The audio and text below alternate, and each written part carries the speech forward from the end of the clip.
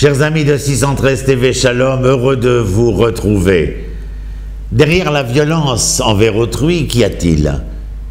Il y a, à mon avis, l'impatience du désir, supportant très mal les obstacles, que viennent d'ailleurs s'interposer entre moi et mon désir, un événement quel qu'il soit, et l'envie me vient de m'en débarrasser. L'envie me vient de forcer le passage.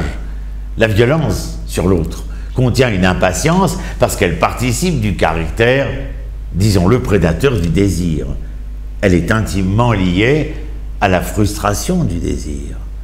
Le plus célèbre des commentateurs bibliques, Rachi de Troyes, préfère lui se fonder sur une lecture explicite des versets suivants. « Et l'Éternel parla à Moïse, prends la verge et rassemble la communauté, toi ainsi qu'Aaron ton frère, et dis au rocher en leur présence de donner ses eaux.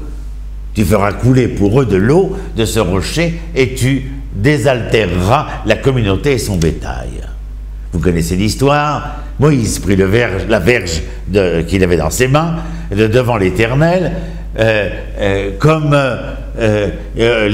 l'Éternel lui avait demandé. Puis Moshe et Aaron réunirent l'assemblée devant ce rocher et ils leur dirent: « Or écoutez, ô rebelles, est-ce que de devant ce rocher nous pourrions faire sortir de l'eau pour vous ?» Moshe leva la main et il frappa le rocher de son bâton par 2 fois. Il en sortit de l'eau en abondance, et la communauté et ses bêtes en burent. Rachi précise que Dieu avait donné l'ordre de parler au rocher et non de le frapper. Si vous aviez parlé au rocher pour en faire sortir de l'eau, j'aurais été sanctifié aux yeux de toute l'assemblée d'Israël. Puisque ce rocher qui ne parle ni n'entend et qui n'a pas besoin de subsistance accomplit la parole de l'Éternel, à plus forte raison, devons-nous le faire? Rachi. Et est-ce que le miracle de faire sortir de l'eau par la parole est plus grand que celui d'en extraire du rocher? En fin de compte, les 2 attitudes constituent des miracles, disons-le.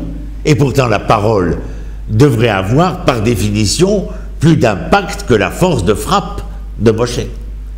Nos philosophes n'ont-ils pas défini l'homme comme un Chai Medaber, un être vivant et parlant? Si nous communiquons les uns avec les autres, c'est que nos paroles ne sont pas de simples mots. Ce qui est reçu par autrui, ce ne sont pas seulement des mots, c'est une signification dans une totalité que forme le mot et son sens. Mais cette totalité-là n'est pas seulement celle du signifiant et du signifié, elle a sa provenance originelle dans la totalité de soi donnée à même l'expression que nous utilisons. Le mot peut être répété et enregistré par un magnétophone comme un simple son. Mais le magnétophone, lui, ne comprend pas, il n'appréhende pas la signification, il n'est pas sensible au sens, à la vibration d'une voix, à sa chaleur, à ce qu'exprime une présence à travers les mots. Il faut, je vous l'ai dit, une intelligence pour constituer le signe et lui donner un sens. Il faut une conscience sensible pour appréhender une présence. C'est la présence qui est intelligente et qui se communique dans les mots pour donner plus d'amplitude à sa colère.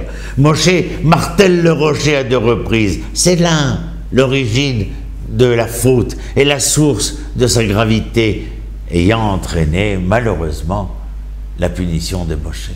En tant que chef incontesté du peuple d'Israël, Moshe se devait d'être le modèle même de tous les hauts responsables de ce peuple à travers toutes les générations. Et à ce titre, il aurait dû apprendre à parler avec tendresse, même avec ceux qui ont un cœur dur comme de la pierre. La relation éducative se situe entre 2 êtres humains dans le passage périlleux vers le stade adulte de l'humanité. Elle s'adresse à ceux qu'il y a de meilleur et de plus libre en l'homme.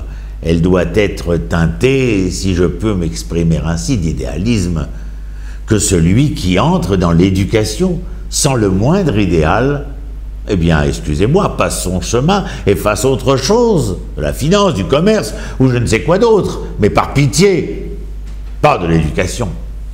Le Maharal de Prague, Rabbi Yehuda Leib, affirme que la transmission des commandements divins par la colère en lieu et place de la parole témoigne d'un manque total d'émouna, de foi. Selon lui, la colère est une tentative de s'ingérer directement dans le cœur d'autrui en utilisant la violence, tandis que la parole du sage, suffisamment sage, est le fruit d'une réflexion posée et de l'intelligence. L'épisode du rocher vient donc nous expliquer que l'éducation doit se faire par la parole et non par la colère. La conduite de l'homme est dictée par la transmission de la connaissance et de la sagesse. Depuis les chefs spirituels reconnus de tous par le peuple lui-même. Évidemment, bien sûr, parfois les structures de l'ordre social appellent à l'utilisation d'instruments de pression ou de coercition face à un voleur. Il n'est pas suffisant d'utiliser la persuasion pour l'obliger à restituer l'objet de son délit. Il faut aussi le traîner devant un tribunal afin que ce dernier prononce une sentence à son égard. De même, nous concevons aisément que la société ait besoin de juges et de policiers pour veiller au respect de la loi. Toutefois, ce n'est pas uniquement d'eux que dépend la conduite de cette société. Car entre nous, l'essence de la stabilité de toute la communauté humaine, et donc d'une nation en particulier, repose avant tout sur la parole. Le Rav Kook d'Honoré Mémoire écrit à ce propos qu'il ne faut pas utiliser la violence même envers un rocher muet.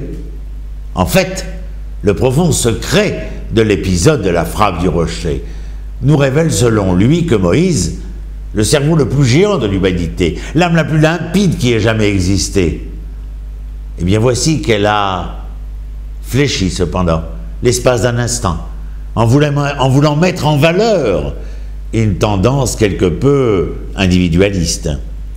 Et cette pulsion, si intime fut-elle, au cœur de la personnalité du plus grand des prophètes, l'a amené à frapper le rocher au lieu de lui parler.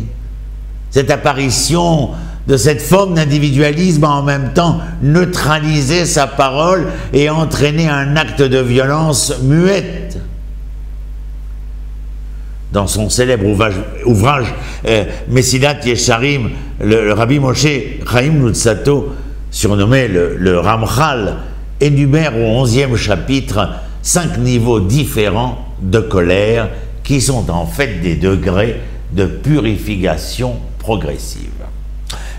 L'homme doit pouvoir faire appel aux remèdes de qualité dont l'Éternel l'a gratifié: l'intelligence, la réflexion, la raison et le jugement moral.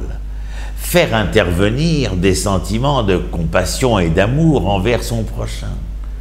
Le moraliste latin Sénèque s'est penché sur le problème de la colère dans un ouvrage précisément intitulé en latin De ira, de la colère, dans lequel il définit cette dernière comme une folie passagère, puisque la raison, qui est le propre de l'homme sensé, est estompée durant les crises. Le Ramchal fait état d'un second type de colère. Cette fois, l'homme parvient à se maîtriser et ne laisse pas éclater sa colère à chaque fois qu'il existe une opposition à sa volonté ou sa propre vision des choses. Il peut en effet exister des événements difficiles, voire même douloureux, que l'homme est tout de même prêt à accepter. Si l'événement est mineur, il lui sera plus aisé de se maîtriser. En revanche, si le cas est d'importance à ses yeux, il entrera dans une vive colère, une colère effrayante et même incontrôlée. Mais sa gravité ne s'atténue pas lorsqu'on se rend compte que les excès de fureur de ce type, même rares, n'en demeurent pas moins extrêmement violents. Dans une troisième catégorie, l'être est parvenu à établir une règle du jeu entre colère et raison. Les dégâts causés à autrui par ces excès de colère sont rares et bénins. Cet homme ne peut servir de modèle à l'idéal prôné par le judaïsme en la matière, car il existe toujours en lui des tendances néfastes intériorisées, comme la rancœur ou la haine. La Torah refuse de tolérer la moindre intrusion sournoise du mal à l'intérieur de la personne humaine. Il existe une catégorie encore plus modérée. L'homme peut s'emporter de manière occasionnelle, mais il ne s'agira de sa part que d'une colère minime, fugitive et surtout passagère. Dans ce cas, la colère n'a même pas la possibilité d'influencer le comportement extérieur, ni même intérieur de l'homme, dont les réactions totalement contrôlées permettent de maîtriser toute situation exceptionnelle et même blâmable. Cet homme parvient à s'auto-contrôler, il jugule sa contradiction interne et évite de la hisser afin de pouvoir la laisser devenir colère. Nos sages ont décrit un tel homme dans le traité d'Avot comme étant difficile à se mettre en colère et prompt à s'apaiser. Il rapproche ce cas de celui de l'homme qui refuse de s'impliquer dans une dispute et qui refuse de répondre à toute polémique. Cette attitude impassible étant toute digne d'éloge. Il semblerait que ce valeureux combattant possède les mérites propres à devenir notre modèle idéal. La suite, eh bien, vous la trouvez dans le texte de Mesilat Yesharim, écrit par Moshe Chaim Luzzatto, Zecher Tzadik Livracha. À très bientôt sur cette chaîne de 613 TV. Shalom, shalom.